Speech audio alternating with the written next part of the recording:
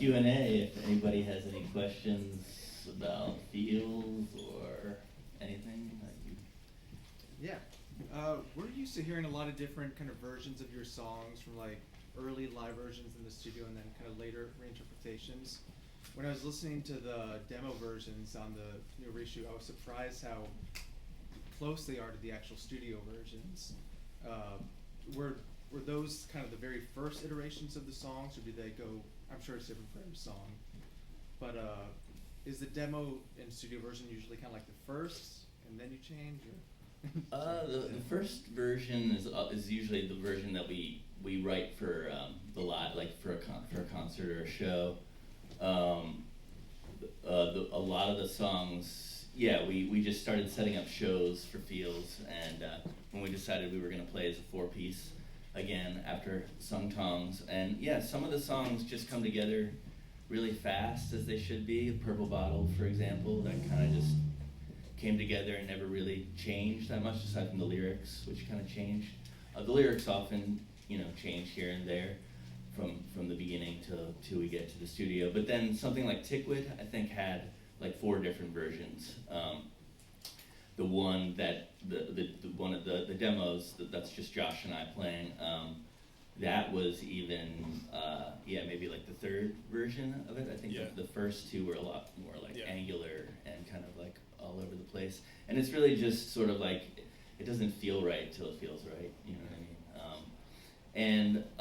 I think a lot of our friends were kind of like, wow, what happened to all the songs when you recorded them? Like, it was such a crazy live experience, and then it just became this really, like, a lot more mellow in the studio, and it was just really, it was just a really mellow. I mean, it's obviously different when you're playing in front of a lot of people, and I think the live situation for us has always been about just creating this energy and working with y'all, you know what I mean, as we play. And something like Purple Bottle is easy to like rise when lots of people are rising with you, But then when you're just kind of the band in the studio, it's smoking a lot of weed. It's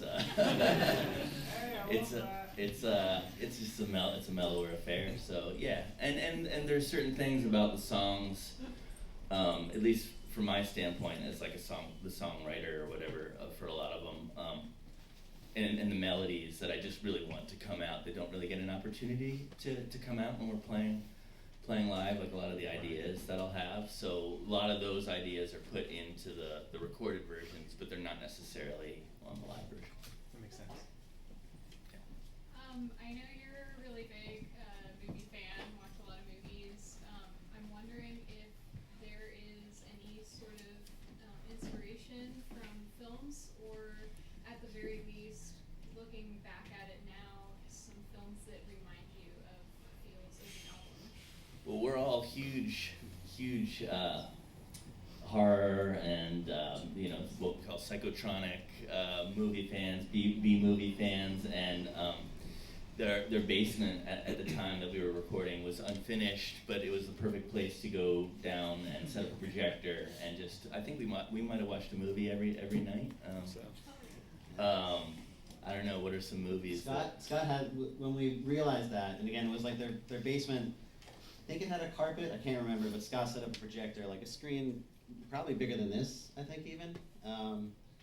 And then when we realized, we already knew we had a shared love of horror movies and psychotronic. Scott is very meticulous with his archiving and everything. He handed us like a printout, like it's stapled. It was like, these are my videos. Like pages and pages and pages. It was like when Harry Met Sally, when he finds like all her index cards of like her movies and stuff. And we would just be like, this one sounds good, and watch that one. We watched a lot of Trailer Park Boys. I don't know if anyone And we watched, Scott worked with the Sun City Girls, and they had put out all their VHS things at the time. I don't know, we watched Sorcerer one night. I don't know, do you remember any? This is Scott, by the way.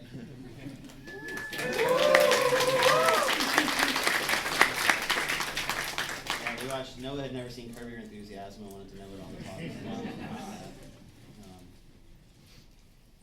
But yeah, I can't remember a whole lot of specific ones then. It was hazy. Yeah, it was hazy. We be FedExed in from somewhere. First time I'd ever ridden on a motorcycle on the highway too. He drove me to pick it up. It was an intimate moment. So, your music's often described as psychedelic, which I would agree with, and is probably what I love about it the most. I'd say all of it is that way to some degree, but I kind of feel like the reasons why have maybe shifted over the years. I think maybe I'd say like the earlier works feel more enveloping, while things later in your career were a little more direct and stimulating. And that might not be the best way to say it. You might not even agree, but I guess I'm just interested to hear your thoughts on the psychedelic quality of your music and whether that's changed intentionally or not. I don't know. I'm just interested to hear. I mean, I think psychedelic is a very vague term and a very wide term in terms of music and also I don't know, sort of subjective too. I mean, it's very dependent upon the listener most of the time. Like, you might think something psychedelic that I might not think is psychedelic, or you might have the right experience with music that I might not have, and it might just. I think a lot of psychedelia in terms of is all time and place, environment, and I think in terms of our music, I think the early stuff, it was just a lot more like reckless, and we were living kind of a lot more like broken, like reckless lives, and just letting the environment take the music away, and I think that's kind of like why the early stuff it was a lot looser and we wanted it to be a lot more free form, something like Arc or like that era, Dance Humanity. You know what I mean? It was more about like pushing the sounds and I feel like we've always wanted to be sort of like create these musical environments. Whether that's psychedelic or not, I guess it's up to the listener. I think so. I don't really know why the later stuff would. I don't know. Well, I'm curious if you consider this earlier or later. I would say this was on the early half, This is maybe on the early near half? the shift. Just the soundscapes, the environment of it. You kind of sink into the earlier stuff more, but the later stuff's psychedelic in a different way. It's just more direct. But that's just elaborating. Like, I think, like Dave said, it depends on your. Like, when we played this record for Black Dice for the first time, who were like some of our closest friends and like musical companions we shared a practice with, and Gang Gang Dance even, their response was like, "Are you ever gonna get freaky again?" So I think like, we weren't being like weird enough or psychedelic enough.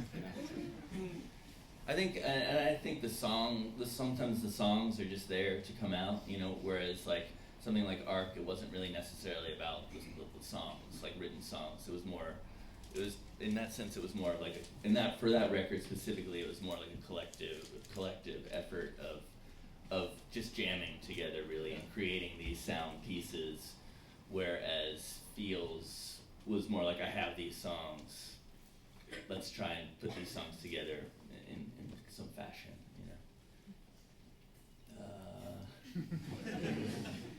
So, I'm a Seattle boy, and the fact that this was recorded here has always been a dear part of my heart. I'm just curious, because I saw you in places where I was growing up, out in the woods and everything, that how much does the environment of where you're mixing, like Seattle and Ballard, kind of impact itself on Feels as an album? Is there, a significant impact in your mind, or is it something that's kind of maybe imparted later on in other albums after you've recorded your experience? I mean, I don't know if I could speak specifically in some ways to what happened here, but I think that we realized pretty early on, even pre-Animal Collective, that environment, like whether that's just the room you're in or the state that you're in, mentally or geographically, like has a really big impact on like what the sound is. Like you're affected by color and nature versus urban, or desert versus mountains. And so we have kind of made an effort, once we kind of had even kind of before we had the means to make decisions to be in specific places, I think we'd kind of search out like make sort of these precious environments, like, oh, let's go to this place and like do this thing, and like it becomes this kind of cocoon. And I think being at Scott and Jay's place here definitely felt like that. It was this very we didn't necessarily know what it would feel like coming here. I mean, there was some association with the Sun City Girls and Seattle and some stuff that was like exciting to us, but it wasn't like we necessarily were like, oh, this, this has to feel like a Seattle record, or this has to feel like a Ballard record. But I think once you're here and once you're in it, you just kind of let the things sort of through osmosis like permeate into what you're doing. And I think there's no question that it has an effect what that actually like looks like. I don't know, maybe one of these dudes has like a very specific example, but to me it's kind of just a general, yeah. I think it was definitely after this record where we were like, oh wow, we can go to very specific places. We can decide, where we want to be to record. We hadn't really like thought about it that way until this record, and we chose to come here because of Scott, really. And like Josh said, I didn't really know what to expect while being here. But then it was just like, oh wow, it's amazing to walk around the block every day and all these trees and it definitely had an impact. So then I think, for Strawberry Jam, we were like, oh, let's go to the desert and like make that feel like completely different because we don't want it to be the same. Question. Yeah. You were talking about the way that you created some of these songs to be performed live and then changed them later. I'm wondering whether there was a certain point, whether it was this album or before this, that you knew that when you were creating that, like, I guess I'm asking, like, did it ever seem like these songs were precious in a way that you didn't want to mess with them? Or do you go in that knowing, like, all bets are off, we're going to alter these songs any way they need to go? Once we're recording them? Yeah. I think it depends on the song. Like I said, some songs we're not even sure, we'll get like the right take for it because they don't necessarily feel right. I think, but for other songs like Banshee Beat or Purple Bottle, I'd say they were fun. They were great the way that they were to me. I mean, I don't, and they just always felt really good playing live. So it was kind of like we want to capture. I think Banshee Beat became a lot more mellow for sure. Like when we recorded it, I remember we recorded it later in the evening, and it just sort of set the tone for that song. But then there are others where I think the idea maybe just isn't as clear, and a lot of times it just takes recording tracks and hearing it on the speakers because it becomes something completely different than hearing it on a PA, in a club. And as a collective, I mean, like, you guys are just used to working together in a way where you're like, the process is gonna come. Nobody's like married to some idea. Sometimes people are married to ideas, track listing, or you know what I mean. Like we are all different in that way. There's a lot of opinions in this group. Yeah, we'll all be pretty opinionated, but about different things. So it kind of works out in that way too. And I think we've known each other for so long that we just always valued each other's opinion about those things, and trusted that was whether one of us might not have feel the same way, just trust in the other person's guidance. And that's how it should be. Maybe Let's try something like way in the back, Yeah, because I feel like we've the been back. with the mask. Me? Yeah. Sorry, I have a question, but it just slipped out of my head. You can come back. It's kind of, your records are never the same thing twice. It's always a new sound each time, but it feels almost like the newer records, these last two time skips and Isn't It Now, are the closest we've gotten to the sound of Fields in the last 20 years. How different was it working on something like Fields, where it's very much a home recorded DIY sounding record, compared to the most recent one, Isn't It Now, where you're working with Russell Olivato, who did all those D'Angelo records? How is it different? Yeah, how is it different? Well, I mean, we're working with different people who have different processes, and I think each process for each record for us is different, and then you're working with somebody who is each engineer has a completely different process and gear that they have, and I don't know if you want to speak to that a little bit, Scott, or just the process of recording. Anybody has a question for the wizard? Oh boy.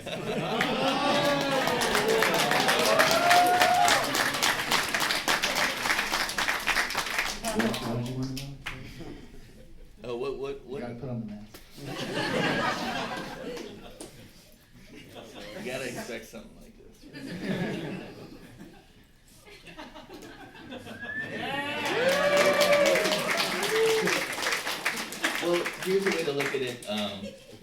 Scott recorded both Strawberry Jam and Feels.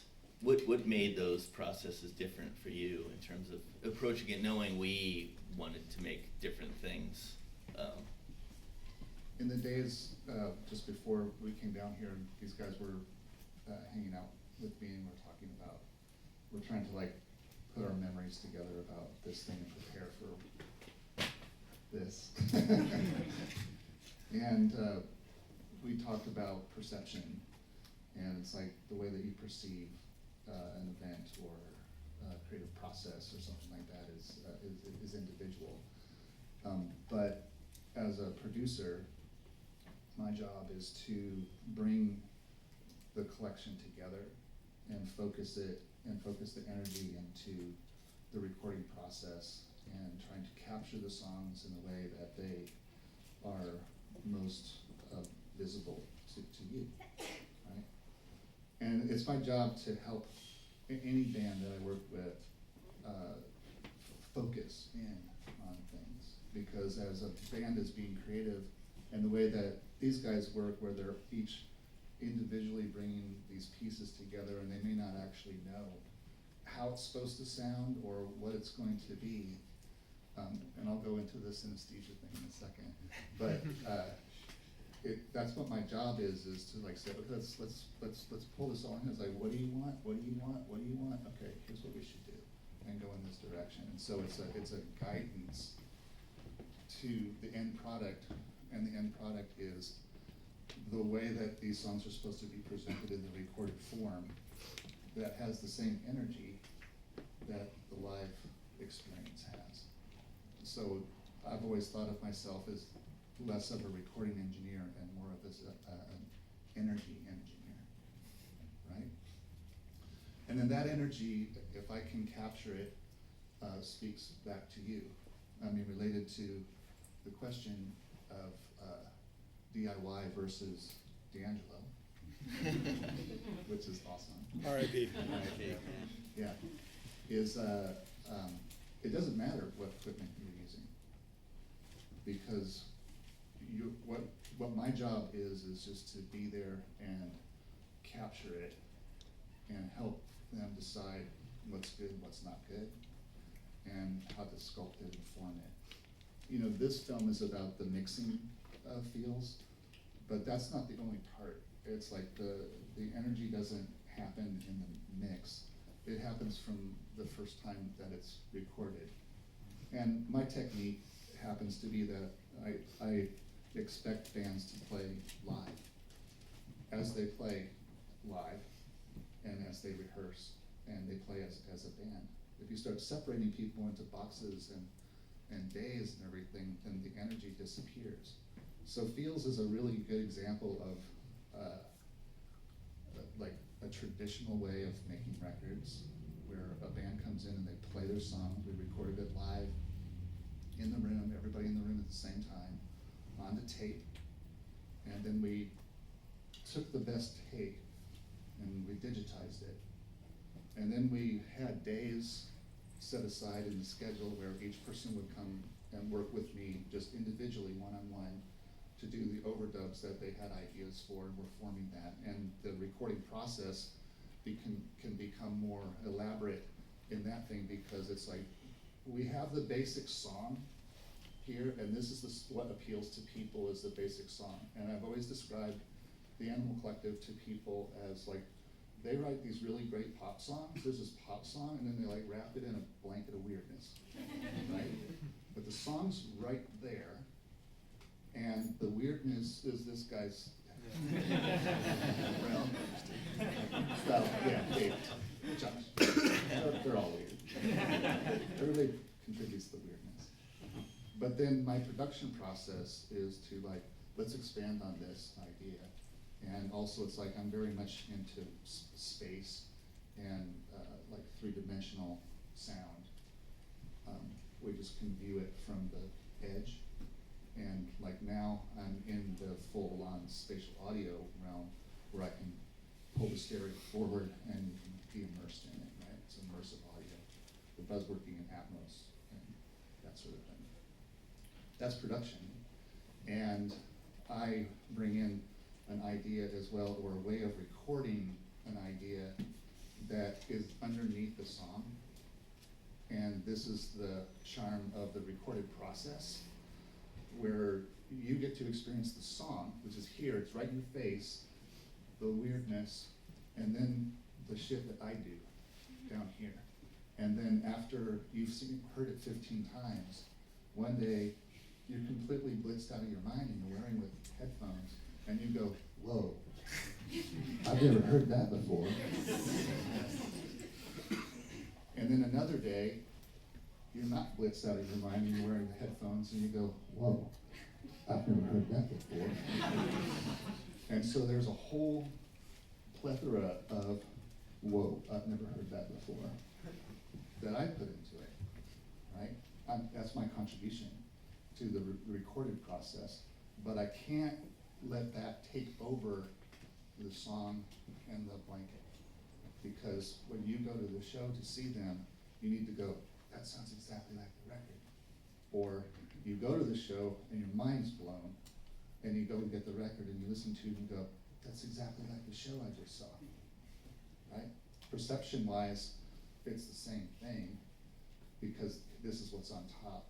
And the recording process is fun because we can go deeper and like put ear candy and Easter eggs in there for you to hear even years later.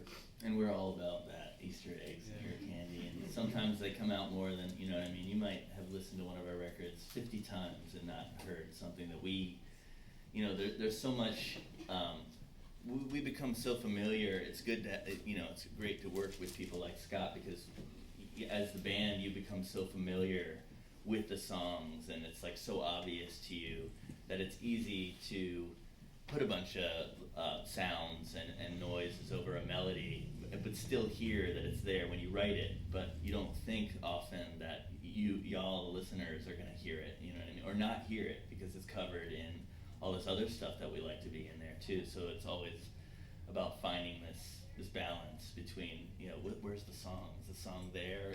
We always talk about this like magic balance, like that just happens when it's mixed in a certain way, or it's like, yeah, that's the perfect combination of the weirdness, or whatever you want to call it, and the melody and the song coming out.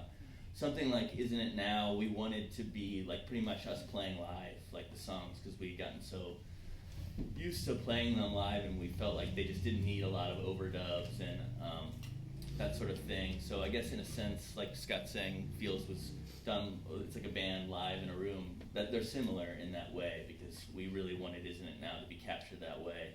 Time Skips is a little bit different, because we had to do it during quarantine times, and it's sort of faked, you know what I mean, us playing live together. We just did the best job.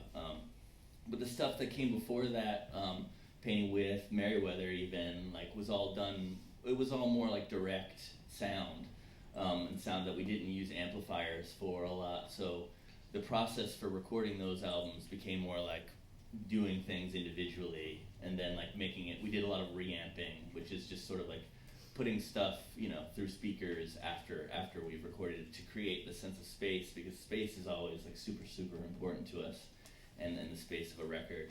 And yeah, that just changes to the varying degrees that we work on it and put the effort into it. I'll tell a story real quick about Scott and recording us and being a live band, because it relates back to something Dave said earlier about the previous versions of Tickwood.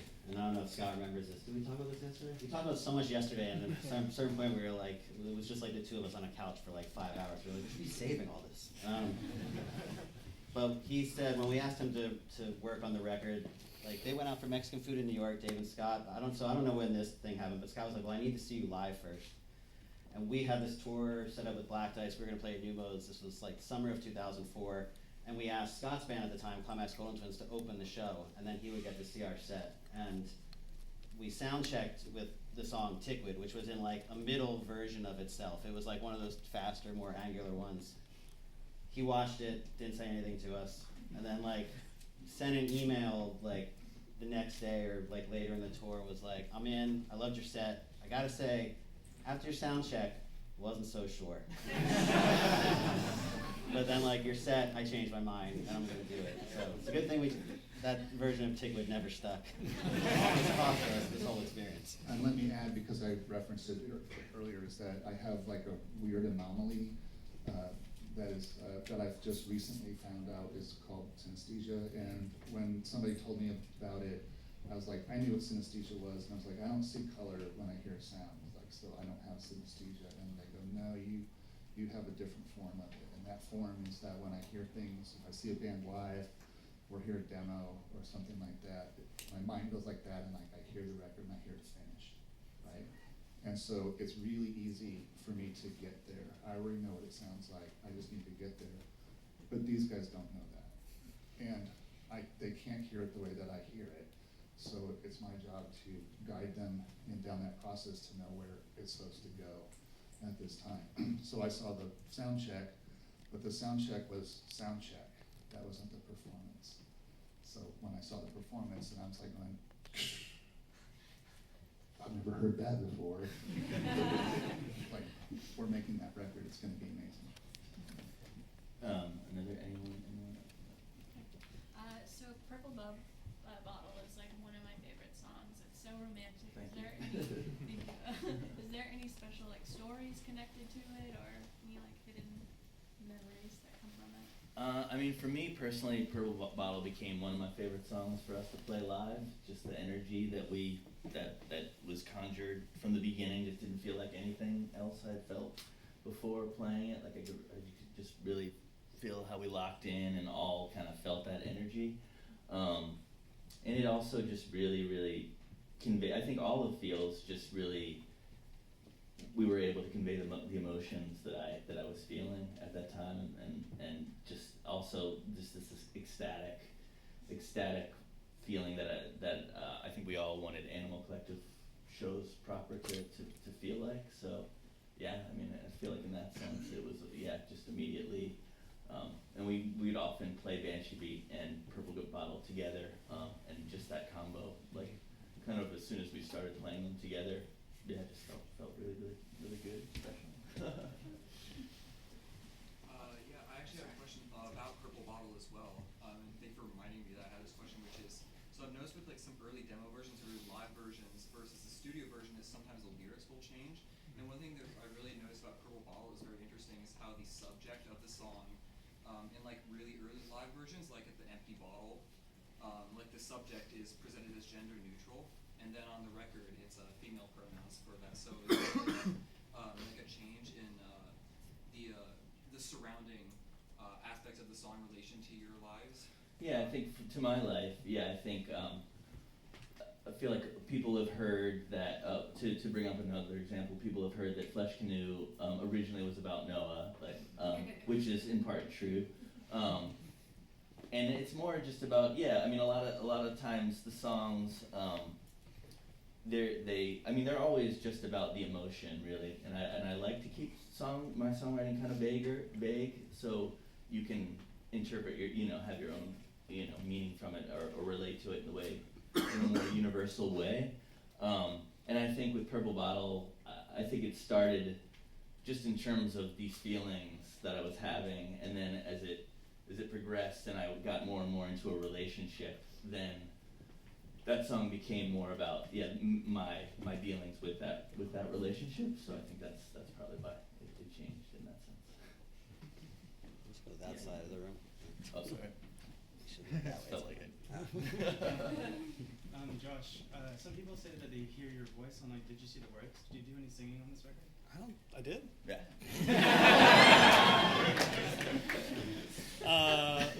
Sure. We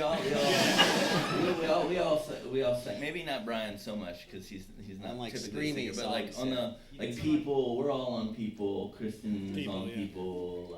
There's a lot of I feel like I had this idea of like a lot of group singing and like a lot of just like the power of the collective, singing together. So there are definitely songs.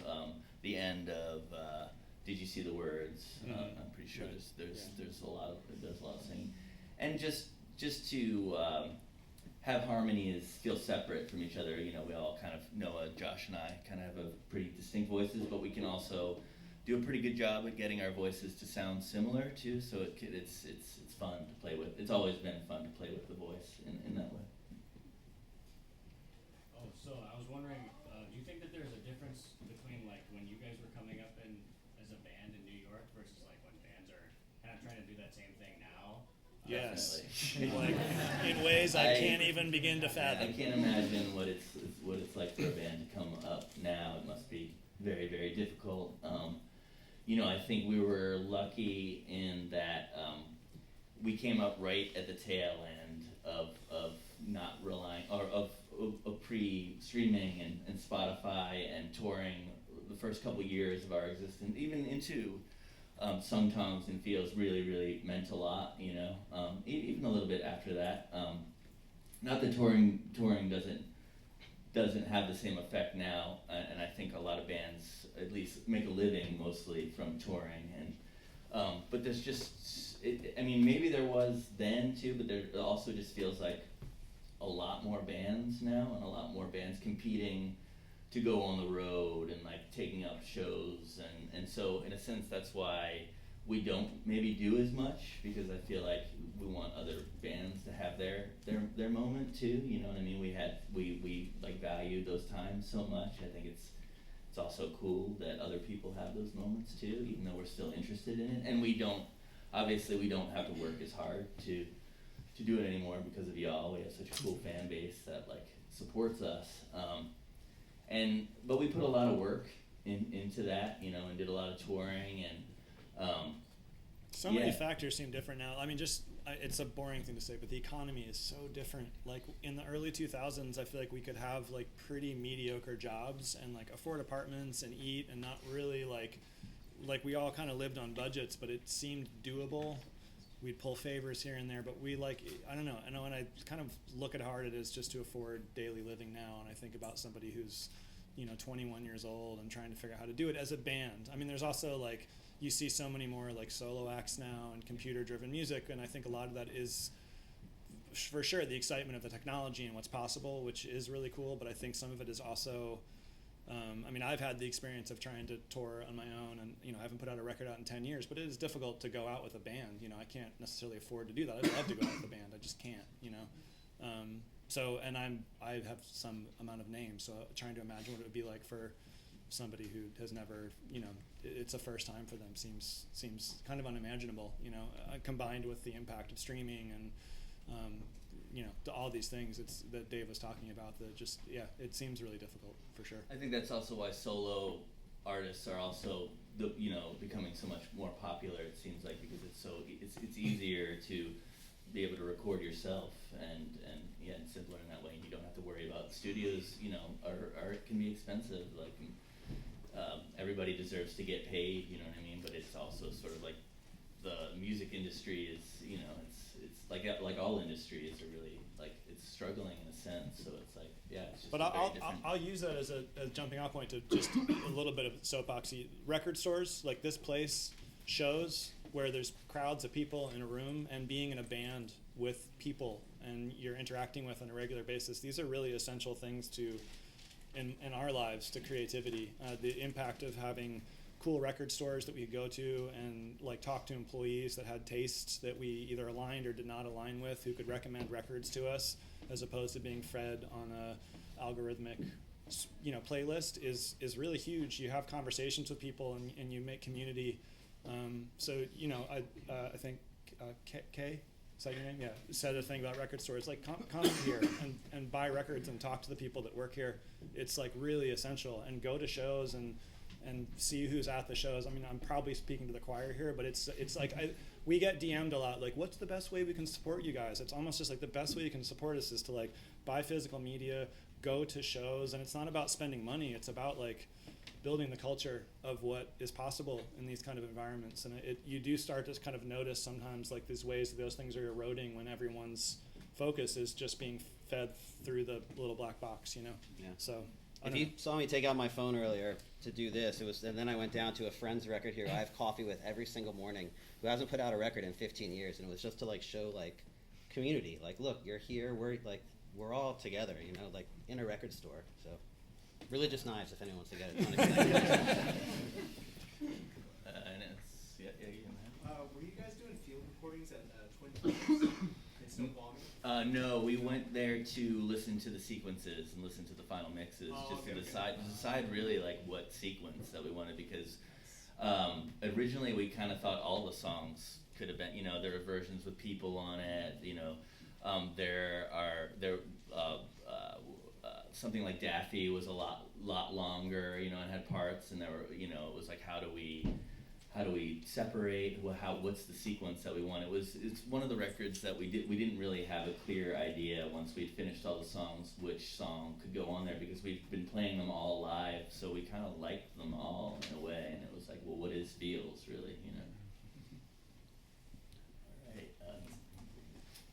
So you guys have been very prolific between Animal Collective, A.B. Taylor Deacon, Geologist. I know you recently put out some stuff.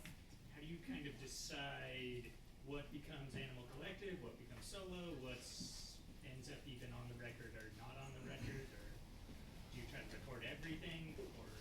I think we all probably have a different outlook. I tell everyone what to do. I think we all have a different outlook on it.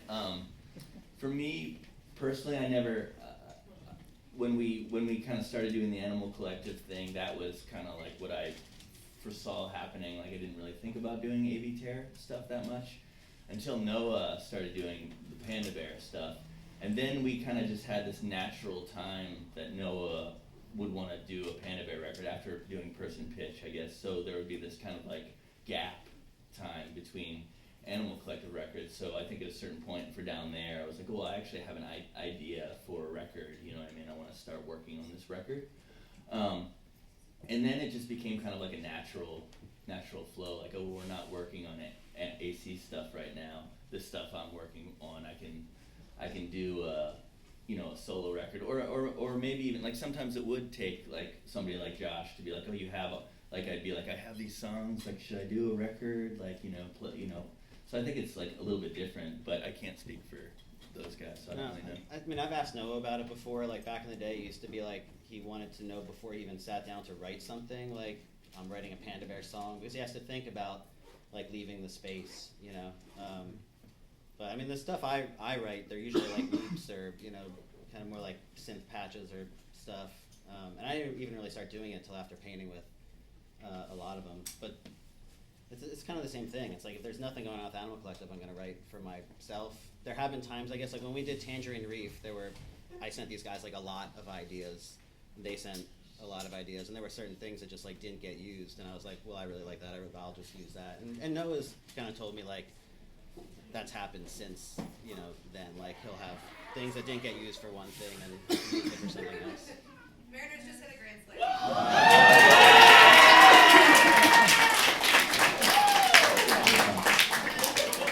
It's also just, in terms of like material too, like personally, I just write a lot of songs. Like, even in high school, I probably wrote like 50 to 60 songs recorded on tapes and stuff that we just passed around to each other, and Noah similarly, and Josh. It's just something I like to do. So at a certain point, it's just choosing what's already there. Like, oh, I have these could all go together to be a record, or, yeah, and it's like Ryan said, it's about what is there space for other people to play with, or what kind of.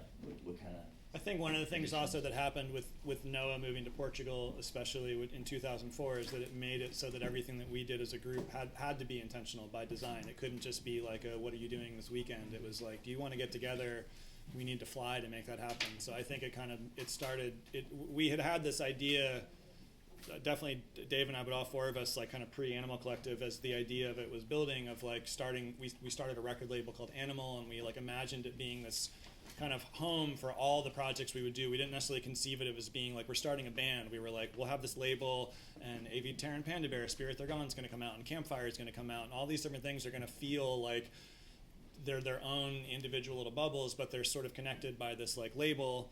And so I think that was sort of the original intention, and then the band sort of like took off, and that became the focus. But I think with Noah moving, it sort of turned it into this thing where we really had to think about it and decide. So the energy needs to be there for the four of us or the three of us or whoever is involved to really be like, I guess we're going to do this now. We're going to like start like sending stuff for this specific mission, and we're going to get together for these 2 weeks to work on this stuff. I think it started delineating that space a lot more, which I think ultimately is healthier for us than the alternative. I think if we were on top of each other with the amount of creativity coming out of his head and Noah's head and whatever ekes out of mine, and like it just, I think we would have been like claustrophobic or something, you know, and not really known how to find the space to like let each thing sort of breathe.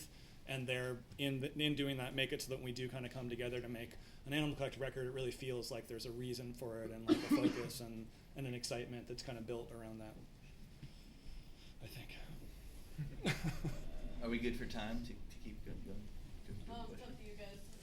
Yeah, really. Okay, yeah, I'm fine. Maybe what, like 10, 15 more minutes? It depends how long you feel like talking.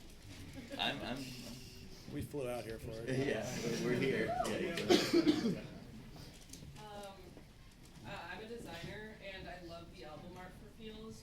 How does this album art connect to y'all's music from this album? It was a variety of things. Just the way the emotions that were going around in my body, you know, creating feelings of sickness sometimes and joy and you know, people always bring up like the sort of innocent kind of the childlike feeling. I just put it all in there into just somehow the imagery of the goats, and it also kind of like was hinted at here and there on the record, Daffy and some songs. So it was just a matter of there's a little. I think part of the Brian reminded me, part of the sound, and we often use words and phrases to try and describe the sound that we're going for. And one thing that we did was say Crystal Palace. We want the record to sound like this Crystal Palace of we were talking about it early. All the sounds kind of blending together and shimmering and like we were playing inside this crystal. And so there's a crystal on the back of the record at the top of it, and the purple. I was just sort of obsessed with purple at the time. Purple's still my favorite color, but at that time it was really tied into my emotions, and I just felt like purple was following me everywhere. There actually is a purple bottle that was an ink bottle, and so just all that kind of like that's all ink from, you know what I mean, ink from the inks I had, and just kind of. It's all tied together usually.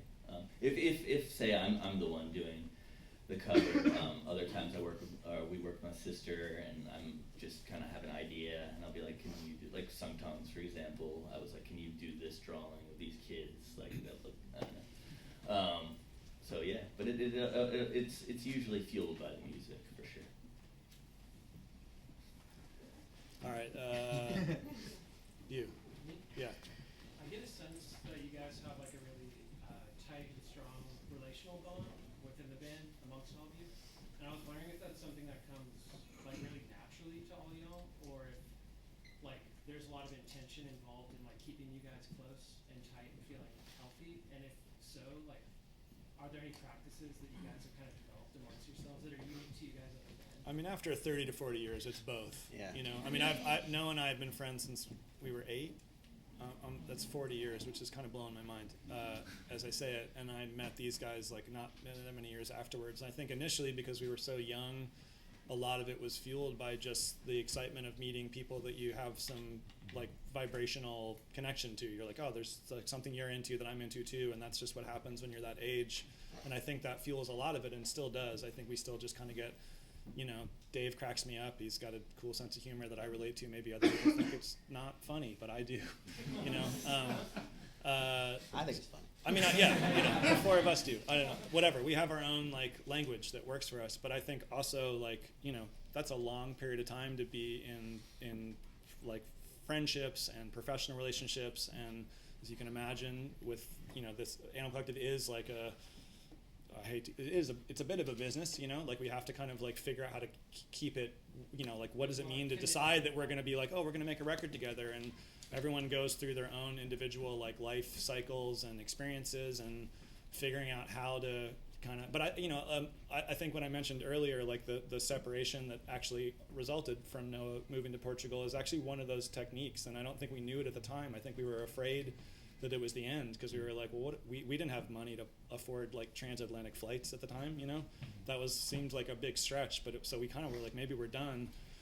but suddenly we found like the intention to do it was there, and we were growing as a group, and so we did have a little bit of money, and it made it so that we actually realized that actually having that space and allowing everyone to sort of have their own periods where they're focused more on their own lives and on their own creativity without the like constant and impact of the really strong opinions that we all have with each other, I think actually was healthier and made a lot of space for that. So I think we're all four really unique and strong-willed people who have like had we're men in our 40s who have like learned how to be better people and better partners and all those things. There's probably a gazillion techniques that any one of us could talk about. I've certainly spent a lot of years in just boring therapy, but it's been useful. I think giving up control and learning to just give up control in life in general is very helpful, and just understanding that you're really not in control of much, and there's just this flow that's happening. And in terms of being an Animal Collective, things have always worked out for the better. I feel like when I've been like I'm not in control of this, like no one wants to step away and do this. Also in terms of just being open to, we're like an open relationship, you know what I mean? Like Noah works with Pete a lot, and we're totally cool with that.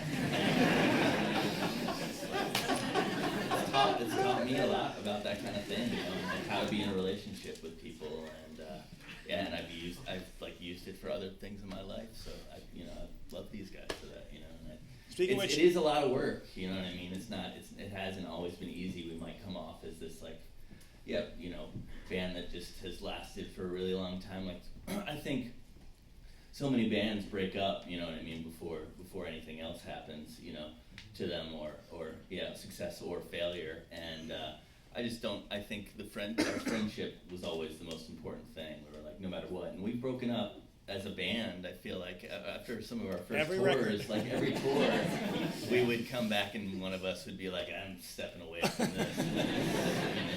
Yeah, we've all done it. And it's just being like, all right, I'm okay with that, because things have always you learn, things always just kind of work out in the way that they're supposed to, in a way.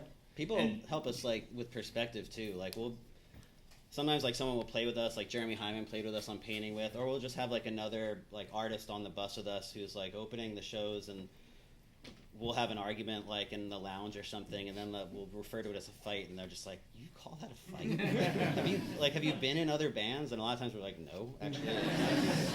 They're just like, you guys are so fucking lucky. Like, shut up. Like, stop complaining, and just embrace it. Like, this is not, like, nobody, I mean, even our friends, they're like, nobody, like, is in a band as long as you guys, and like laughs as much as you guys, and we need to hear that, because sometimes like we don't really know that much else other than this, So. Also, just because he's been evoked, Noah actually was sad he couldn't be here, but he just finished a U.S. tour that I was on, and he was really exhausted and had to fly all the way back to Portugal, and the idea of flying from Portugal back here after having been in Austin like 9 days ago was like too much. So anyway. That's also why he wasn't actually at the Mixing Fields process, because he just had been in the States, and he had just recently moved to Portugal, and it was really important for him to get back there. And his first kid was a month from being born too. Yeah. I think he was like in the. That was just one of like those danger times zone. where we just had to be like, all right, that's all right. Noah's not going to be there, but yeah, it'll turn out the way it should be. Yeah. You with Matt? Mm-hmm. When we look back on this day in like 10, 15, 20 years, what do you want us to take away? I'm out. Whatever you want. Yeah, I feel like you take away what you want. I don't think any of us. I've never heard that before.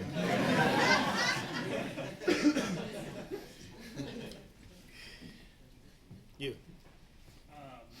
So obviously, like, every time you make a record, there's some variety of emotions that you're putting into it. And I don't want to put words in anyone's mouth, but I feel like Feels especially are like really intense, like volatile emotions on either spectrum, right? How does it feel, I guess, like reflecting on that now, all these times, like playing live? I know, like, I've run into times where like playing a song that was from a really volatile time is like kind of tough in one way or another to like either identify with it or like feeling those feelings again. And I guess I don't know, how does that I mean, I personally, like, yeah, I'm very torn about it, you know. I think a lot of people are like, why not a Feels tour, you know? And it's not that other records aren't the same way. Sungtongs, we did the Sungtongs reunion thing, and that felt great, and yeah, we had a great time doing all that touring. And I could see, like, doing some Feels stuff, but I don't know, there's something about it that it's hard for me to inhabit that space again, and it's almost more because I feel like I'm not being authentic, you know, and I think that's how we've kind of always been with our music, you know, why we don't look back so much, because we thrive on the now, isn't it now, you know, and just using that energy to push what we do, and sometimes it feels like, well, I can't get into the Banshee beat, you know what I mean? Because I feel like that's not me right now, and it just doesn't feel honest or something like that. And I want a show to feel like I'm projecting my honest feelings.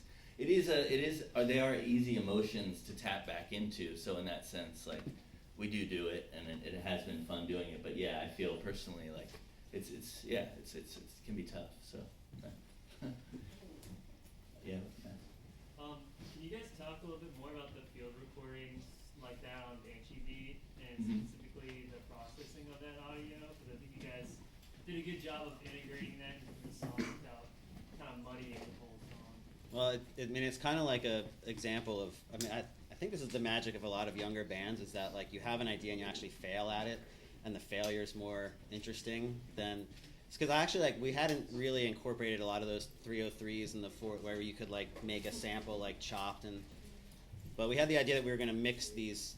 The three of us actually was, like, at Josh's mom's house. We just went out into the woods with the things, and we kind of made our way through the branches, and we were banging branches, and we were like, we'll just mix these into a rhythm track that will go along with Noah's 303 thing, and I would play with faders, and it'll really come across as a rhythm. It doesn't come across as a rhythm at all, but, like, that's what, you know, so it's like in the failure of that, and the processing is probably just a little bit of delay and, I don't know, flanger or something. Those are, like, kind of the go-tos, but you know, so it's like me playing, like, every time, like, these guys change chords, I'm, like, switching to a different field recording. So to me, like, I hear it as, like, a very, like, this, like, I'm playing a part, you know. I don't think it comes across to anybody else like that, but, like, it fuses into something, you know, that, thank you, that, like, turns into, you know, like, part of the world of the song, that, like, the song, like, it just becomes, like, the environment the song lives in, essentially. That's the, yeah. And it is hit or miss, you know. Like I said earlier, like, our first experience of the songs are usually through PA systems. And, you just hear things a lot differently, and then things become drastically different when you get into the studio and you're hearing things out of the studio monitors and trying to get things in your head that you thought would mix together really, really well, or suddenly, like, no, those are conflicting, or the Wait, EQ. that's the chord you know. you're playing? So yeah, it can go both ways. I think we got time for two more. Right there. Yeah. Thank you guys for all the music. I think you have done a really good job of creating that, like, ecstatic vibe, like church. And on that note, I know you. One of the best weekends of my life was the camping weekend at Big Sur. So I was just wondering if there's any likelihood that something like that might happen again. And also, what are you guys doing for Halloween? I think that there's so many ideas that we have, and so many, you know, things that we've done in the past that we'd love to recreate, or at least recreate the vibe of. It's all time and place for us, and you know, we always are writing and want to do new stuff, but it's really just about finding the time. Even something like doing a Feels tour, you know, it's like it never came up just because we just aren't.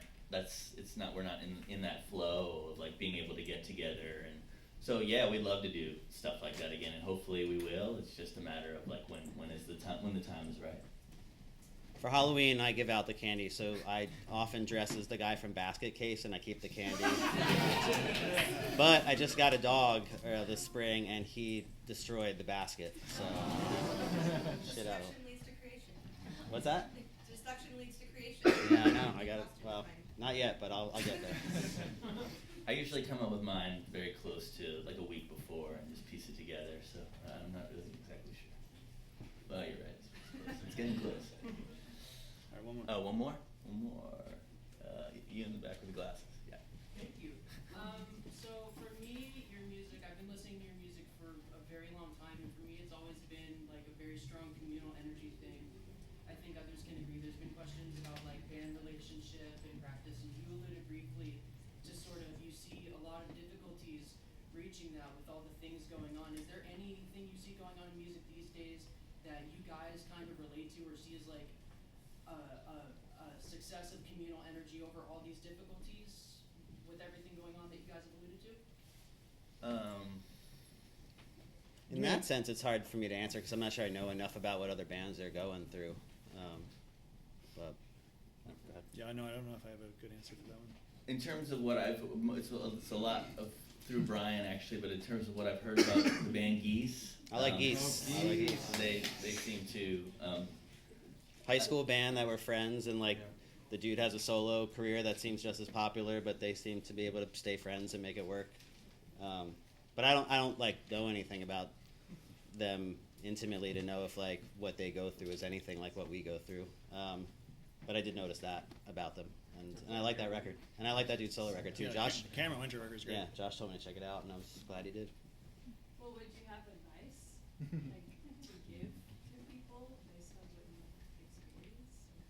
I mean, I think for at least for us, it's been about just believing in ourselves and really thinking about what are the reasons that we're doing what we're doing. I mean, it started, initially just from the drive of like wanting to make a certain kind of music and wanting to make the kind of music we wanted to hear at that time, and we thought wasn't present in the music environment.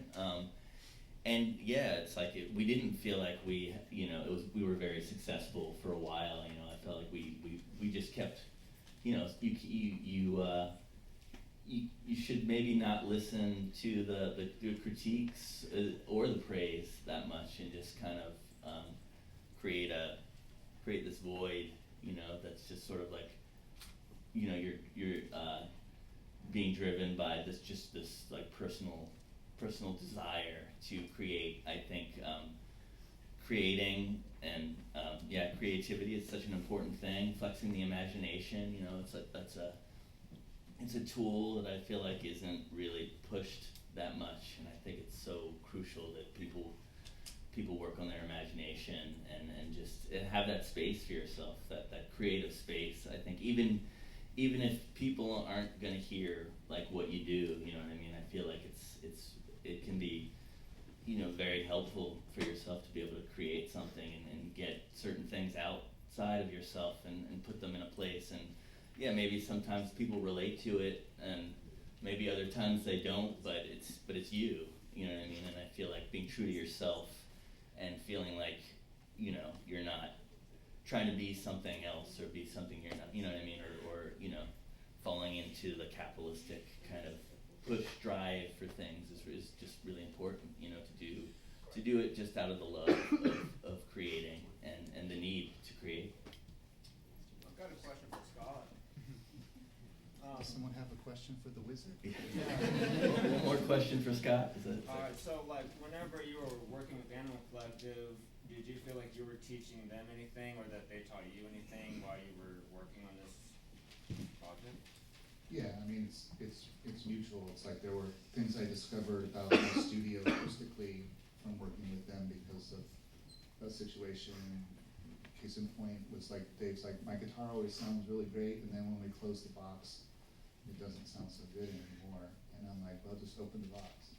And, but in my engineering head, I'm going, if I open the box, then his guitar is going to bleed into Noah's mics, and then I'm not going to have a separation. But the thing is that it didn't bleed into Noah's mics because the acoustics of the room. And so I learned something about the wacky acoustics of my space that allowed me to never put anybody in a box ever again. And that improved a lot of things. But also because my production technique is very subtle, and the people that I work with don't actually know that they're being controlled by the puppet master. That they learned things through that manipulation, and like it sounds negative, but it's not negative. It's like I'm trying to subtly push them in this direction to discover what the song is and like what their art is and that sort of thing, and then I can step back and just let them go. Like what Dave said, it's like can be summed up in answering the question about, you know, your personal creativity and everything is the bees, the bees, the bees, the bees, row, row, row, row, row, row, row. So that's the mantra. Yes.